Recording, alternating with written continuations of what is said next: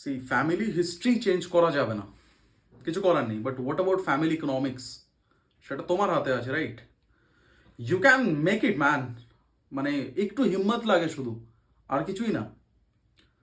দেখো, যদি তোমাকে তোমার ফ্যামিলির লেভেল আপ করতে হয়, at least 5x 10x level up করতে হয়, তো কাউকে তো বস একটু বেশি পিসতে হবে, একটু বেশি রগড়াতে হবে, একটু বেশি মেহনত আর একটু বেশি ব্রেন লাগাতে হবে। আমি ধরে নিয়েছি, মেনে নিয়েছি যে আমার খানদানে না এই সুযোগটা আমি অন্য কাউকে দেব না। এই সুযোগটা শুধু আমার। আই ওন ইট।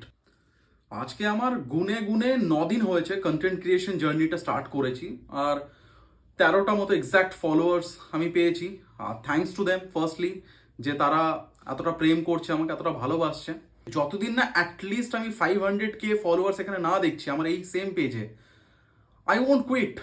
আমি থামবো না, because that is not in my nature. This is how I am. তো তোমাকে সেলফ বিলিভ তো রাখতে হবে। আমার মোটিভ, ফার্স্ট ভিডিও তো আমি বলেছিলাম, আমি আবার বলছি, যে আমার মোটিভ একটাই, যে আমি তোমাদের প্রবলেমসগুলোকে বুঝতে চাই। হ্যাঁ, ইনিশিয়ালি আমি জানি কমেন্ট আসছে না, আমি কি করে বুঝবো?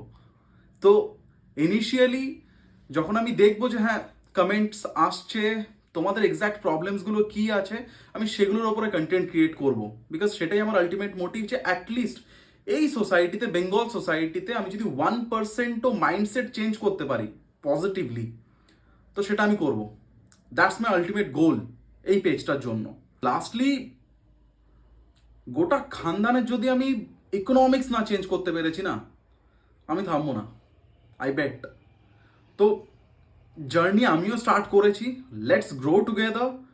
I will help you out, যে কিভাবে গ্রো করবে, তোমার কি প্রবলেমস আছে না আছে দেখে নেবো বস। যদি করতে চাও হয়ে যাবে। Keep it up, best of luck.